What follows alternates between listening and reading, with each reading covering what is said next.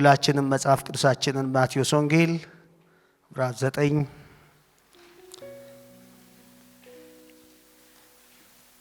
ላይ እናወጣለን። በእግሮቻችን እንቆማለን። ሁሉ ሰው ይቁም። የእግዚአብሔርን ቃል ከማቴዎስ ወንጌል ምዕራፍ 9 ላይ አብረን እናነብ።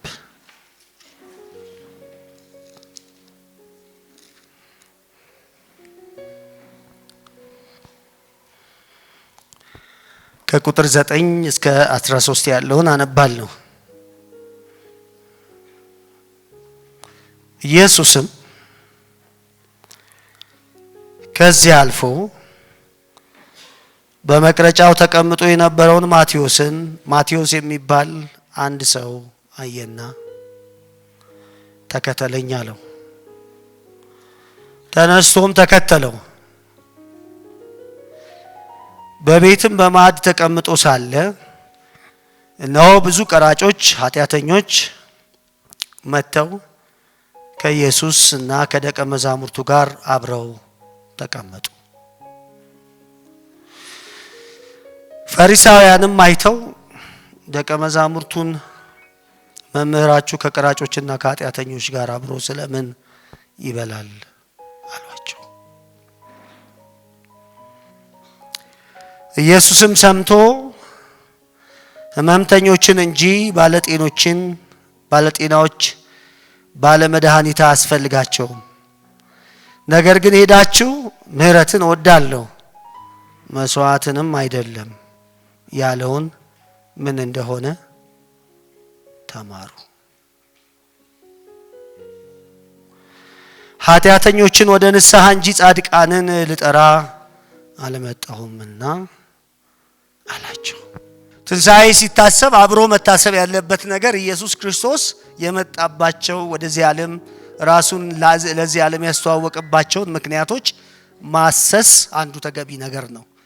ስለዚህ ነው ትንሣኤውን እያሰብን ኢየሱስ ክርስቶስ ደግሞ ለምን መጣ የሚለውን ነገር ከብዙዎቹ ሐሳቦች መካከል አንደኛውን ነጥለን እንድናይ የተገባው ማለት ነው። ለዚህም ጌታችን ኢየሱስ ክርስቶስ መጣው ያለበትን ምክንያት በዚህ አነስ ያሉ ቁጥሮች ውስጥ እንዴት እንዳንጸባረቀ በግልጽ መመልከት ሁላችንም እንችላለን። አስገራሚው ነገር የጌታችን የኢየሱስ ክርስቶስ መጥራት እና ደግሞ የማቴዎስ የሚባለው ቀራጭ የሰጠውን ምላሽ በራሱ አንደበት ጸሐፊም ነው ደግሞም የዚህ ታሪክ ደግሞ አካልም ሆኖ እንዴት እንዳቀረበው ትመለከታላችሁ ማለት ነው። የእግዚአብሔር መጥራት ኃያል ነው። የሰውን ሕይወት ሲለውጥ ማንም ሊቋቋመው አይችልም። ስለዚህ ይሄንን ማቴዎስ የሚባለውን በሉቃስ ወንጌል ደግሞ ሌዊ የተባለ የሚጠራውን ሰው እንዴት ጌታ እንደጠራው መጀመሪያ አንብበናል። ከዛ ይሄ የኢየሱስ ክርስቶስ መጥራት ምንድነው ያስከተለውን ነገር እና በፈሪሳውያንም ዘንድ ወይም ደግሞ በእምነቱ ጠባቂዎች የአይሁድ እምነት ጠባቂ ነን ብለው ራሳቸውን በሚቆጥሩ ሰዎች ዘንድ የፈጠረው ስሜትን ነው አሁን ባነበብኩላችሁ ውስጥ የምናየው።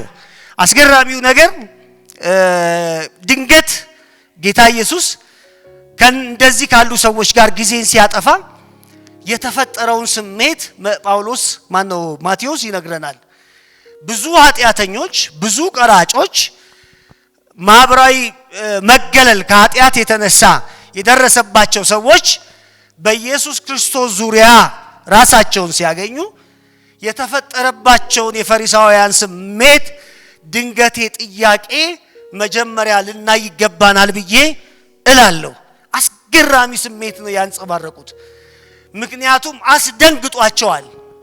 ከማይታሰቡ ሰዎች ጋር ጊዜ ያጠፋ እንደሆነ በእነዚህ ሰዎች አእምሮ ውስጥ ዱብዳ በሚመስል መልኩ ታይቷል። በሕይወታቸው ውስጥ ማለት ነው። ስሜታቸውን ረብሿቸዋል። አእምሯቸውን አውቆታል። አንደበታቸውን መቆጣጠር እስኪያቅታቸው ድረስ ኢየሱስን ሳይሆን በቀጥታ ደቀ መዛሙርቱን ጠርተው ማናገር ጀምረዋል። ምን እየሆነ ነው ያሉ ነው። ምን እየሆነ ነው? ምን እየተፈጸመ ነው? ምንድነው ጉዳዩ የሚል አይነት አስገራሚ የስሜት መዋዠቅ በእነዚህ ሰዎች ሐሳብ ውስጥ እና ስሜት ውስጥ እንደመጣ ታያላችሁ። በጣም ተደናግጠዋል። ምክንያቱም እንደምታውቁት ፈሪሳዊ ማነው ቀራጭ ማለት በአይሁዳውያን እይታ ከምታስቡት በላይ የተናቀ ነው።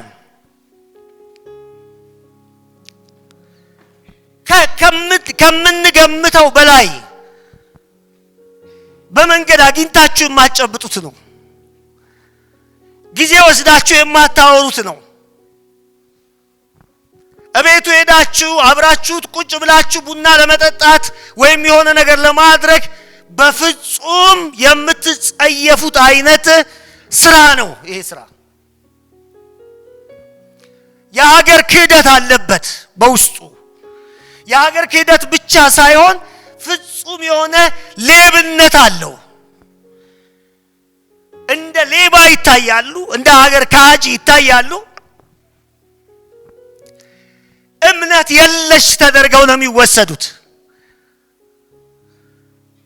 ስለዚህ አንድ እምነት የለሽ የሆነን ሰው ሌባ ሰው እንደገና ደግሞ ሀገር የከዳ ሰው ማህበራዊ መገለሉ ምን ያህል ከባድ ጫናው ፈተናው ምን ያህል እጅግ እንደሆነ ማሰብ በጣም ቀላል ወገኖቼ ሆይ እንዲህ ያሉት ሰዎች ጋር ኢየሱስ ጊዜ ወሰደ። ተሰበሰበ ከነሱ ጋር ከአንዱ አይደለም ከሁለቱ አይደለም ቁጥራቸው እጅግ ከሆኑ ሰዎች ጋር እንዲህ አይነት ማህበራዊ ንቀት ከተቸራቸው ሰዎች ጋር ነው ኢየሱስ ራሱን ያገኘው። አይሁዳውያን በዕለት ጸሎታቸው መካከል ከጸሎታቸው ውስጥ ከሚያስገቧቸው ርዕሰ ጉዳዮች መካከል እንዲህ ስላልሆን ከሚባል ሰው ጋር ማለት ነው ከፍተኛ ንቀት ጥላቻ ከደረሰባቸው ሰዎች ጋር ነው ኢየሱስ ጊዜ ወሰደው። ታላላችሁ ንቀት ብዙ አይነት መልክ አለው መጽሐፍ ቅዱሳችን ላይ ብዙ ገጽታ ብዙ መለኪያዎች አሉ በእኛም ህይወት ማለት ነው። የኑሮ ልዩነት ሰዎች በመካከላቸው በሚኖሩበት ጊዜ የኑሮ ልዩነታቸውን በብዙ መንገድ በሚገልጹበት ጊዜ ያንን የኑሮ ልዩነት በንቀት አይን ሰዎችን ሊመለከቱ ይችላሉ። በእውቀት ሲለያዩ ሰዎች ይሄም አንድ የመናናቂያ መንገድ ወይ ምክንያት ነው። ሃይማኖታዊ ንቀት ግን ከዚህ በጣም ይለያል። ሃይማኖታዊ ንቀት የምንለው ቋንቋ ራሱ ንቀት የምንለውን ሐሳብ አማርኛችን ራሱ የሚተረጉምበት መንገድ በጣም ምንድነው ዝቅ ያለን ስፍራ ለአንድ ሰው ከመስጠትም ያልፋል። ንቀት ውስጥ ጥላቻም አለው። ንቀት ውስጥ ደግሞ ምንም አይነት ክብርና ስፍራ አለመስጠት አለው። ንቀት ውስጥ በቀል አለው። የማጥፋት ዝንባሌ ያለው እድልና ሁኔታ አጋጣሚዎች ቢመቻቹ እንዲህ ያደረገውን ሰው በድንጋይ ቢወግሩት የእስራኤል ልጆች በጣም ደስ ይላቸዋል። የሮም ሕግ ይዛቸዋል እንጂ ብላችሁ አስቡ። የሮም ሕግ ይዛቸዋል እንጂ ሁኔታው አልተመቻቸላቸውም እንጂ እነዚህ ቀራጮች የሚባሉትን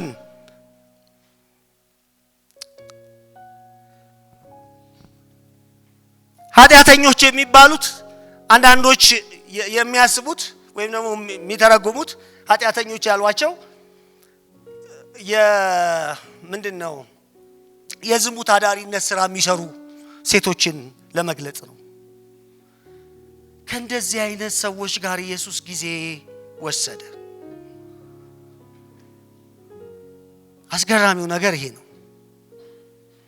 ከነሱ ጋር ጊዜ ሲወስድ የፈሪሳውያን ስሜት ሲደበላለቅ ለማጥቃትና ክፉን በሱ ላይ ለማድረግ ሲነሱ ለደቀ መዛሙርቱ ይህንን ጥያቄ ይዘውላቸው ሲቀርቡ ኢየሱስ የሰጠውን ምላሽ ነው ዛሬ እንድንመለከት ይፈለኩት። ምንድነው የሚለን? የመጣሁት አለ። አሁን የመጣበትን ዋነኛ ዓላማ ማጉላት ማንጸባረቅ ጀመር። የመጣሁት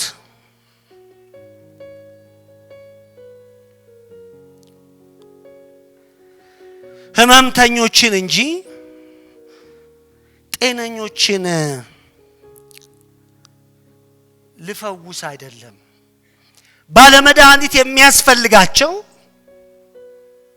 በሽተኞቹ ናቸው ካለ በኋላ የሚያስገርመው ዛሬ ማነሳውን አጀንዳ ነው የተናገረው። ምንድነው ያለው ኢየሱስ? ሂዱና ሆሴ ምዕራፍ 6ን ደግማችሁ አጥኑ። ሆሴ ምዕራፍ 6 ላይ የነበረውን የእግዚአብሔርን ምክር የእግዚአብሔር ሐሳብ ምን እንደሆነ ሂዱና አጥኑ። ለፈሪሳውያን እግዚአብሔር እድል ሰጣቸው። እድሉ የጥናት መጽሐፍትን እንደገና የመተርጎም እንደገና ከዚህ መጽሐፍ ጋር ራስን የማስታረቅ እና በመጽሐፍ ውስጥ ያለውን የእግዚአብሔርን ምክር የማወቅ እድል ሰጣቸው። እንደዚህ ያለ ሂዱና እንዲህ ያለውን ምህረትን ወዳለው ያለውን ዛሬ ማነሳው በዚህ ጉዳይ በዚህ ትርጉም ላይ በዚህ ምህረት በሚባለው ቃል ላይ ያለውን ትርጉም በአምልኮታዊ ልምምዳችን ውስጥ ምህረትን እንዴት እየተጠቀምን እንደሆንን እና ደግሞ ከዚህ ሁሉ ጋር ከምህረት በተቃራኒ የቆመውን ደግሞ ህይወት በእግዚአብሔር ቃል በጥቂቱ እንድንመለከት ፈልጋለሁ። ምህረትን ወዳለው ያለውን ሄዳችሁ እንደገና አጥኑት ያለው ሆሴ ላይ ምዕራፍ 6 ቁጥር 6 ላይ ነው። ምንድነው የሚለው? በቤተ ክርስቲያን በጣም መጠናት ካለባቸው ርዕሰ ጉዳዮች መካከል ምህረት የሚለው ሐሳብ ዋናው ሊሆን ይችላል ብዬ አስባለሁ። በሰውና በእግዚአብሔር መካከል ባለው ግንኙነት ምህረት የሚለው ቃል እጅግ ሊጮህ በሰው ልብ ሊጎላ እና ደግሞ ልንለማመደው የሚገባ ልንመስለው የሚገባ ትልቅ ቁም ነገር ነው ብዬ አስባለሁ። ምህረት የሚለው ቃል ምህረት ምንድነው ለእናንተ? እግዚአብሔር ወደዋለው ያለው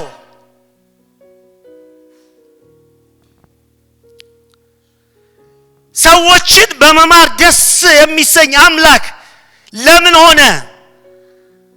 ምንድነው ምህረት የሚባለው ነገር?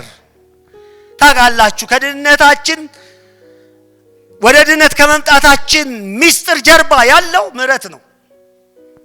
አንደኛ ጴጥሮስ ምዕራፍ 1 ቁጥር 3 ላይ እንደነገረን እግዚአብሔር ያነሳሳው ምክንያት ምህረት ይባላል ይላል። ለውልደታችን ወደ እግዚአብሔር ዞር ለማላቻችንና ዳግመኛ ልደትን ለመቀበላችን ዋነኛው ምክንያት ምንድነው? ምህረት ነው። እንደዛ ነው የሚለን አንደኛ ጴጥሮስ ምዕራፍ 1 ቁጥር 3 እግዚአብሔር ቃል እንደዛ ይለናል። ኢየሱስ ክርስቶስ ከሙታን በመነሳቱ ለያው ተስፋ ለማይጠፋ ምድፈት ለሌለበት ለማያልፍም ርስት እንደ ምህረቱ ብዛት ሁለተኛ ወለደን ይላል። ምክንያቱ የኢየሱስ ክርስቶስ ከሞት መነሳት ነው። መነሻው ምንጩ ግን የማን ምህረት ነው? የእግዚአብሔር ምህረት ነው። የእግዚአብሔር ምህረት ጳውሎስ ሲናገር አሁን የሆንኩትን ሁሉ የሆንኩት ምክንያቱ ይህ ነው ይላል። ዋነኛ ምክንያት የእግዚአብሔር ምህረት የሚባለው ጉዳይ ነው። አንደኛ ጢሞቴዎስ ምዕራፍ 1 ላይ የእግዚአብሔር ቃል ስለዚህ ጉዳይ እንዲህ ያለውን እውነት ያበስረናል። አንደኛ ጢሞቴዎስ ምዕራፍ 1 የእግዚአብሔር ቃል እንደዚህ ነው የሚለን።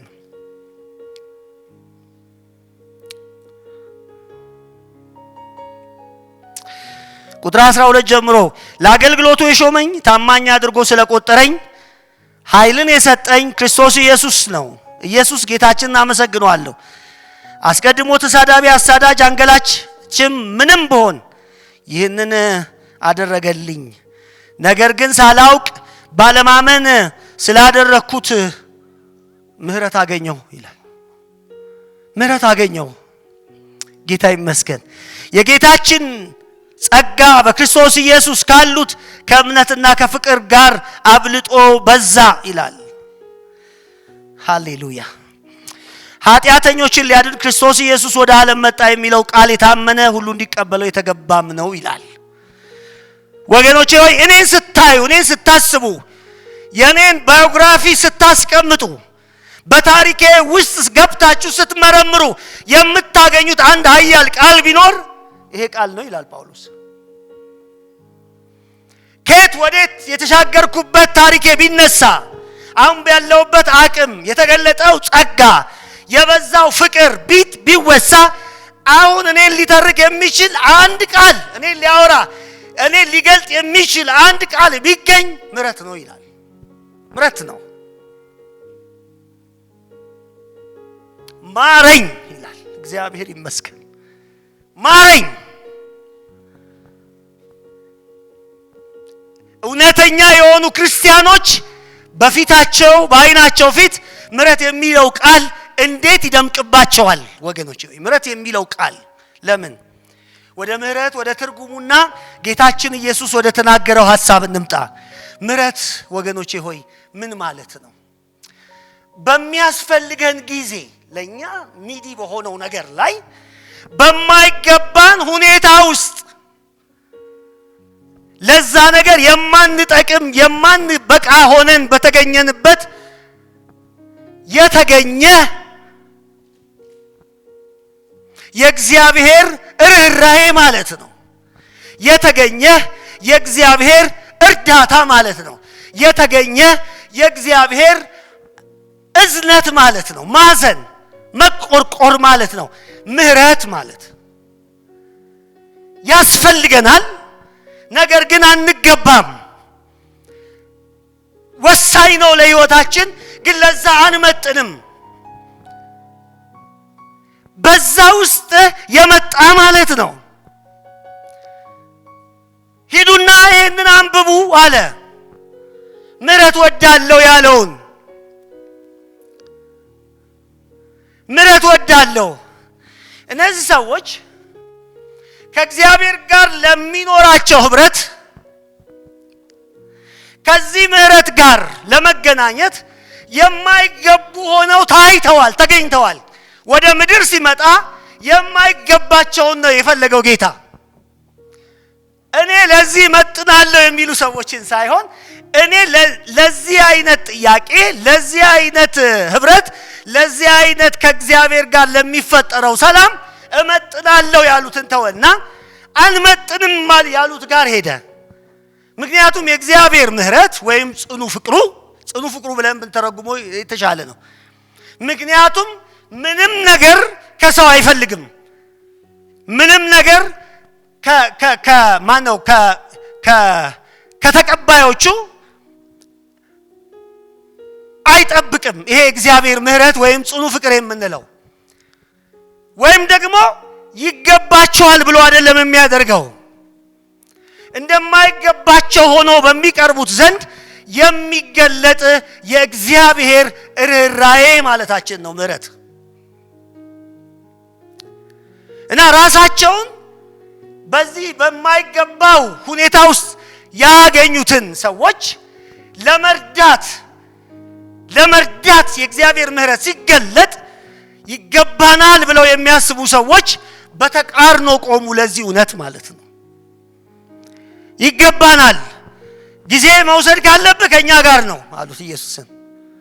መሰብሰብ ካለብህ እኛ ቤት ነው። አብረ መብላት ካለብህ ከኛ ጋር ነው።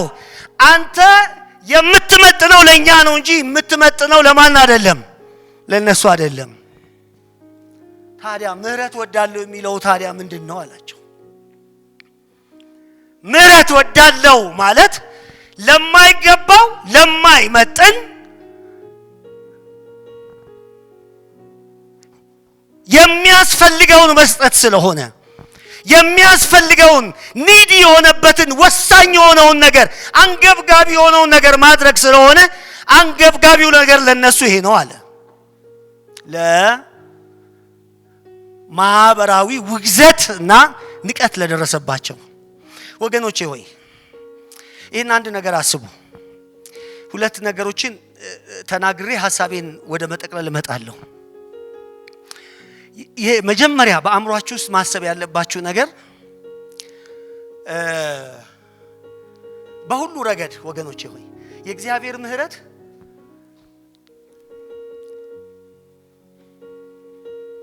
ያስፈልገኛል ብላችሁ ስታስቡ የማይገባችሁ እንደሆናችሁ ራሳችሁን መቁጠር ይገባችኋል። ይሄንን ለማሰብ በአንድ ወቅት በዚህ መድረክ ላይ የተባለ አንድ ሐሳብ አለ። የንቀትን አስከፊነት አንድ ወንድም በዚህ መድረክ ላይ ተናግሯል። የንቀትን አስከፊነት ለማሳየት ሉቃስ 18ን ተጠቅሟል። ሉቃስ 18 እንደምታውቁት በየደረጃው ማህበራዊ ንቀት የሚደርስባቸውን ሰዎች ኢየሱስ እያሳየ ለነሱ ያለውን ስፍራ ነው በአጠቃላይ ያሳየው። አይታችሁ እንደሆነ ለምሳሌ መበለቲቱን እንደምሳሌ ተጠቅሟል አይደለም? መበለቲቱ ባሏ ሞቶባታል። ዳኛው ሰው አይፈራ፣ ሰው እግዚአብሔርን አይፈራ፣ ሰውንም አያከብር። በጣም ሸክሙ ናት፣ ይንቃታል። እግዚአብሔር ማንንም ግን እንደዚህ አይመለከትም አለ ኢየሱስ። መጀመሪያ ማንንም ሰው እንደዚህ አይመለከትም። እንደውም ወደ እርሱ የሚመጡትን ሰዎች ሁሉ እንደ ምርጥ ነው የሚያያቸው አለ መጀመሪያ። ቀጥሎ የወሰደው አንድ ቀራጭና አንድ አንድ ፈሪሳዊ አብረው የሚጸልዩበትን ነው የሚተርከው ከቁጥር 9 ጀምሮ። እዛ ትረካ ላይ ደግሞ የምትመለከቱት አንደኛ ቆሞ በጣም በቃ እመጥናለሁ ይላል። ከእግዚአብሔር ጋር ህብረት ለማድረግ እመጥናለሁ፣ በሳምንት 3 ጾማለሁ፣ ጸልያለሁ፣ እንዲያደርጋለሁ፣ ለድሆች እሰጣለሁ ይተርካል። ራሱን በደንብ አድርጎ ይገልጣል። ይሄ ሰውዬ ደግሞ አልመጥንም ብሎ ተደፍቶ ያለቅሳል። ዝቅ ብሎ ተሰብሮ እግዚአብሔር የትኛውን እንደሚቀበል አሳየን። የትኛውን ነው የሚቀበለው? ያንን የማህበራዊ መገለል የደረሰበትን ኃጢአተኛ ተብሎ የተበየነበትን እድል ቢገኝ ሊወገር ያለን ሰው እግዚአብሔር እንዴት እንደሚቀበለው አሳየ። ቀጥሎ ደግሞ የሆነው ነገር ህፃናትን ነው ወደርሱ ኢየሱስ ያመጡት አይደለም? ልክ ከዚህ ታሪክ በኋላ ህፃናትም ለመንፈሳዊ ነገር ያን ያህል ይመጥናሉ ተብሎ አይጠበቅም። እና እንደውም ደቀ መዛሙርቱ ህፃናትን ያመጡትን ሰዎች ምን አደረጓቸው ይላል? ገሰጿቸው። ወደዛ በላቸው ነው አይነት ማለት ስለዚህ ምን ይሰራሉ አይነት ተባለ። ኢየሱስ ደግሞ ሆን ብሎ ህፃናትን ወደኔ ይመጡ ዘንድ እንደነዚህ ላሉት ነው። ምህረት እንደነዚህ ላሉት ነው። ሃሌሉያ! ምህረት የሚያስፈልገው የእግዚአብሔር ምህረት የሚያስፈልገው እንደነዚህ ላሉት አምጡልኛል። ይቀጥላል። ሌላ አንድ ባለጸጋ ሰው ኢየሱስ ጋር መጣ አይደል? በጣም ውጥርጥር ብሎ ከጉየቱ ነው ብሎ ማለት ነው እርግጠኛ ሆኖ ኢየሱስ ሰብሮ ላከው ያንን ሰውዬ። ምክንያቱም በእግዚአብሔር መንግስት ውስጥ የሚፈለግ የእግዚአብሔር ምህረት የሚያስፈልገው ፍላጎቱ የሚሞላለት ሰው የማይገባው ሰው ነው። ወደድክም ጠላህም የእግዚአብሔር ጸጋ የሚመጣልን ለማይገባው ነው። የማይገባቸው ሆነው የሚታዩ ሰዎች የሚገባውን ያገኛሉ፣ የሚያስፈልጋቸውን ያገኛሉ። እንደውም እንዳንተ አይነት ሰው ከሚገባ ግመል በመርፌ ቀዳዳ ቢሾልክ ይሻላል አለ። ከዛ ሌላ ሰው ደግሞ አሳየን እዛው ሉቃስ 18 ላይ አንድ ጨርቃም ደካማ አይነ ስውር ዳሶ ማን ነው የሚያልፈው ምናምን የሚል ስለ ኢየሱስ ከኢየሱስ ጋር እንኳን ለማዋል ከኢየሱስ ጋር እንኳን ለማሳለፍ ምንም የማይመጥን የሚመስል እየዳሰሰ እንደምንም ቆሞ የዳዊት ልጅ አለ። ጻት በል አሉት። ኢየሱስ አንተን ነው የምፈልገው አለው። ለሱ ቆመለት። ከዛ ሉቃስ በምንድን ነው የዘጋው ታስታውሳላችሁ አይደል? ይሄንን ካለ በኋላ በአንድ ባስደናቂ ታሪክ ነው የዘጋው። እሱም በዘኪዮስ ነው። በዘኪዮስ ዘጋው። ዘኪዮስ ቤት ገባ ኢየሱስ። እነዚህ ሁሉ በሉቃስ 18 ላይ የምታያቸው ሰዎች ድሆች ናቸው ያልኳቸው አይደለም። ኪሳቸው የነጣ ማለት አይደለም።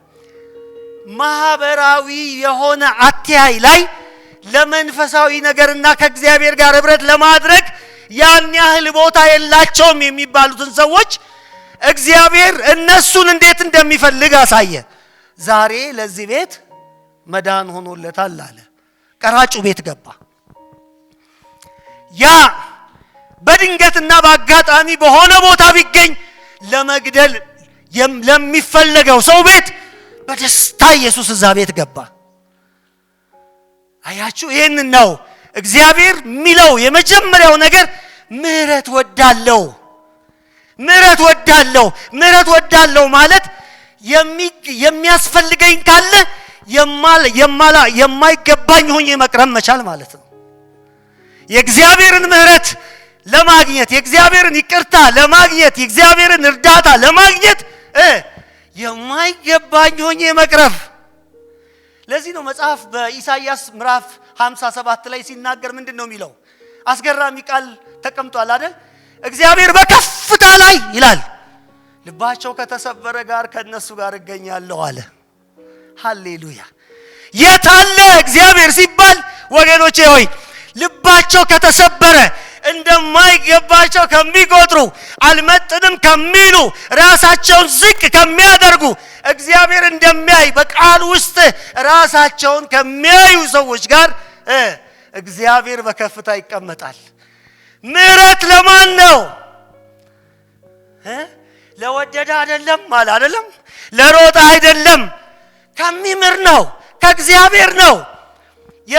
የሚያስፈልገን የሚሰጥ እግዚአብሔር የማይገባ ሆነ ስትታይ ነው።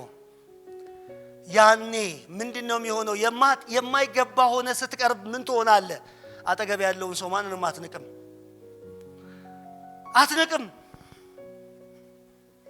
አትንቅም። እሺ አስቡት፣ ለዚህ ጉባኤ ባይመጥንም ከማጋ ነው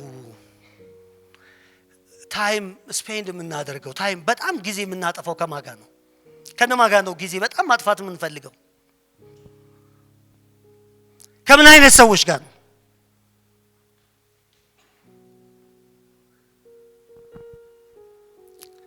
ኢየሱስ ለሴተኛ ዳሪዎች ጊዜ ነበረው አይደል? ሰምታችሁኛል? እየሰማችሁኝ ነው? እዚህ ቤት ለሴተኛ ዳሪ ጊዜ ያለው ሰው እናገኝ ይሆን? በዚህ ዘመን ይገኛል?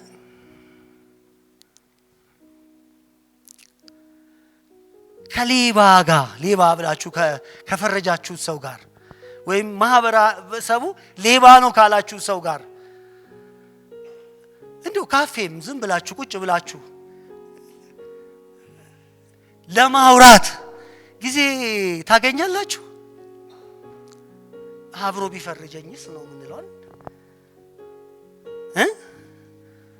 ታውት እሺ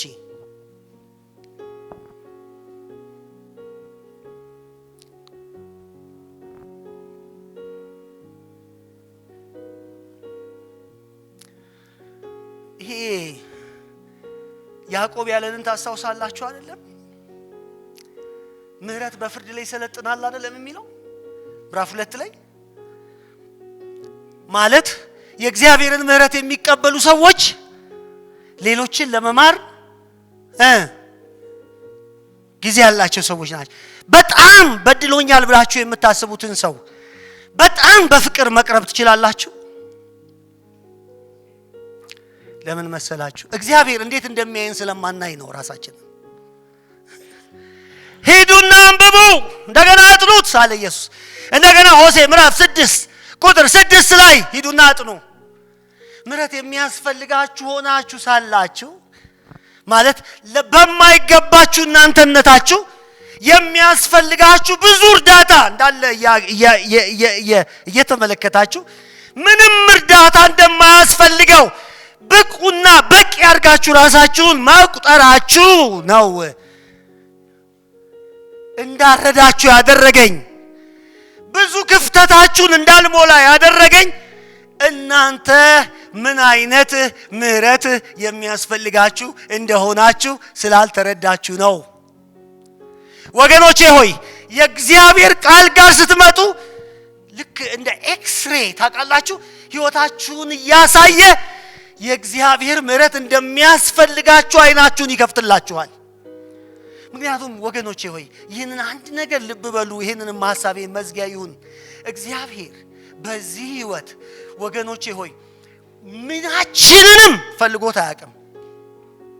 ምናችንንም መዝሙራችንን አይፈልገውም፣ ገንዘባችንን አይፈልገውም፣ ጊዜያችንን አይፈልገውም። እግዚአብሔር የሚፈልገው ልባችንን ነው። እየሰማችሁኝ ነው?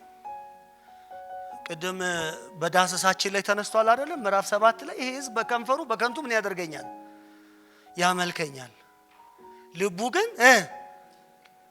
ለምን ከእግዚአብሔር ቃል ጋር ያልታረቀ ሰው ወገኖች ሆይ ልቡ ተገኝቷል ማለት አይቻልም። ልቡ የሚገኘው የሰው ከእግዚአብሔር ቃል ጋር ሲታረቅ ነው። የዚህን ሕዝብ ዓይን አሳውር አለ። ይሄንን በጻፈበት ኢሳይያስ ማቴዎስ ላይ አሁን በተጠቀሰው ማርቆስ ላይ በተጠቀሰው ምዕራፍ 7 አሳውር፣ አደንዝዝ። ለምን? ለመጽሐፉ ለሚያነብሰው ይሰጠው፣ ሲገልጠው እንዳይገባው ይደረግ፣ የማያነበውም ደግሞ አይግባው። ለምን? በእውነት እግዚአብሔርን ለማምለክ ካስፈለገ ልብ ይፈልጋል። ልብ እንዲገኝ ካስፈለገ የእግዚአብሔር ቃል ያስፈልጋል። የእግዚአብሔር ቃል ትክክለኛው ትርጉም ጋር ደግሞ ሰው ሲደርስ ይሰበራል። ወገኖቼ ሆይ ትክክለኛው ትርጉም ጋር ሲደርስ ቀና ብሎ መሄድ አይችልም። ትክክለኛው ትርጉም ጋር ሲደርስ ወዮ ማረኝ ይላል ሰው። ለዚህ እኮ ነው ዕብራዊ ሲጽፍ ምንድነው ያለው? የዕብራዊ ጻፊ ምዕራፍ 4 ላይ ሲናገር ምንድነው ያለው? የእግዚአብሔር ቃል ሁለት አይን ነው ሁለት አፍ ካለው ሰይፍ ይልቅ እጅግ ምን ያደረገ ነው? የሰውንም የውስጡን ሐሳብ ሁሉ ምን ያደርጋል? ይመረምራል አይልም? ሰምታችሁኛል? ምን ያደርጋል? ይመረምራል። ሁሉን በሚያዩ አይኖች በእግዚአብሔር አይን ፊት ሁሉ ነገር ምን ያደረገ ነው ካለ በኋላ ምንድን ነው የሚለው? ምሕረት በሚያስፈልገን ጊዜ ነው የሚለው። አያችሁ፣ የእግዚአብሔር አይን ቃሉ የሰውን ሕይወት ሲመረምር ሰው ሀምብል ይሆናል። ሰው ሀምብል ሲሆን የእግዚአብሔር ምሕረት ያስፈልገዋል፣ ይገባዋል። የዛን ጊዜ የእግዚአብሔር ቃል ልብህን ያበራልሃል። በሉት አጠገባችሁ ያለውን ሰው ልብህ ሲበራ ድካምህን ታየዋለህ በሉት። ድካምህን ስታይ ትሁት ትሆናለህ በሉት። ትሁት ስትሆን ምሕረት የተገባ ይሆናል በሉት። አሜን አሜን። አረ እንደገና አሜን። ጌታ ዳግም እድል እየሰጠን ነው። ይኸውላችሁ እግዚአብሔር ቃል ገብቶን ቢሆን እንደ እንትን ሽብሽብ ነው የምንለው። የእግዚአብሔር ቃል ተገልጦልን ቢሆን ትህትናችን ወደር የሌለው ነው የሚሆነው። ራሳችንን በሁሉ አቅጣጫ ስለምናይ አቅም ከሰማይ እንደሚያስፈልገን እናውቃለን። ብርታት ከሰማይ እንደሚያስፈልገን እናውቃለን። ከዚህስ የተነሳ አጠገባችን ያሉትን ሰዎች ለመቀበል አይከብደንም። ደካሞችን ለመቀበል አይከብደንም። ኃጢአተኞችን ለመቀበል አይከብደንም። በውጭ ያሉትን ሰዎች ወዳጅ ለማድረግ አይከብደንም።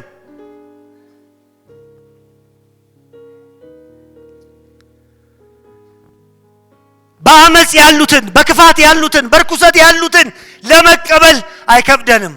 ምክንያቱም ወደ ራሳችን ማየት አብዝተን ስለምንችል በቃሉ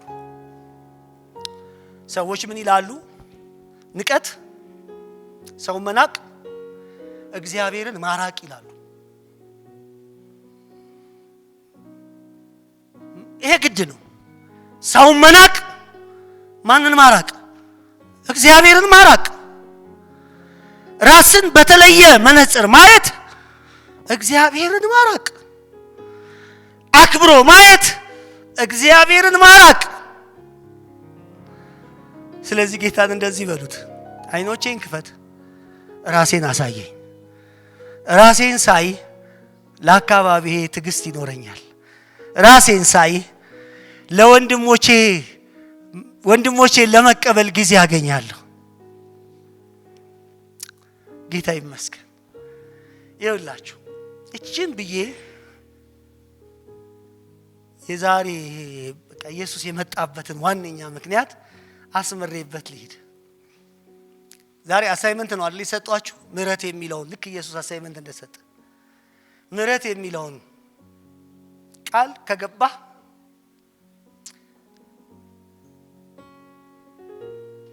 አጠቃላይ በህይወት ውስጥ ያለው አካሄድ ሁሉ ይቀየራል።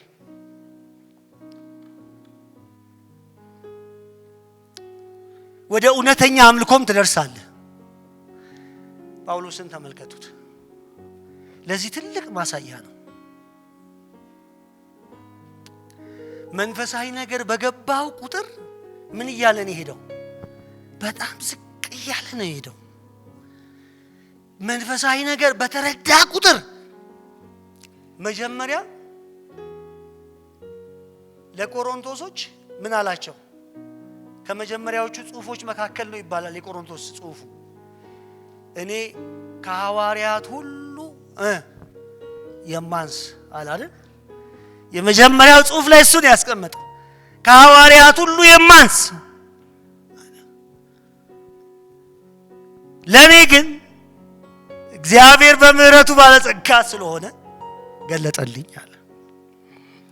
ሁለተኛው ደግሞ አንድ ነገር አለ። ለኤፌሶኖች ደግሞ ሲጽፍ ወደ ላይ ወጥቷል እኮ በመረዳት ግን በትህትናስ ወደ ታች ወርዷል። ከቅዱሳን ሁሉ ለማንስ አለ። አሁን መጀመሪያ ከማን ጋር ያወዳደረው? ከሐዋርያቱ።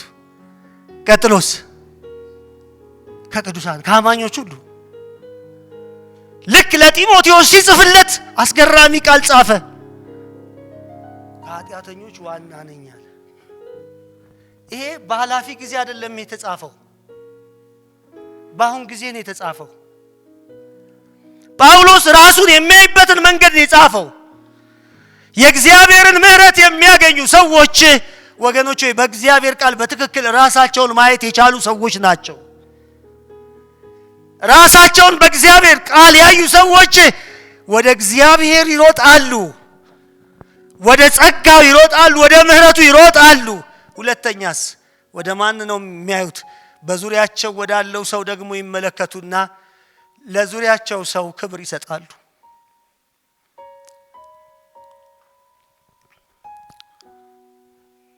አጠገባቸው ያለውን ሰው ለሰው ክብር ካለ እግዚአብሔር ለአንተ ክብር አለው በሉት።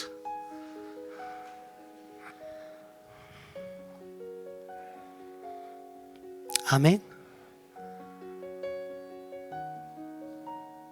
እሚንቅ የተናቀ ይህንን በጌታ አላችኋል። ኢየሱስ የመጣው ለዚህ ነው። አይናችንን እየከፈተ ወደ ትህትና ፈጽሞ እያወረደን ከእኛ ጋር የማያቋርጥ ህብረት ለማድረግ ነው። እንዲህ ብሏልና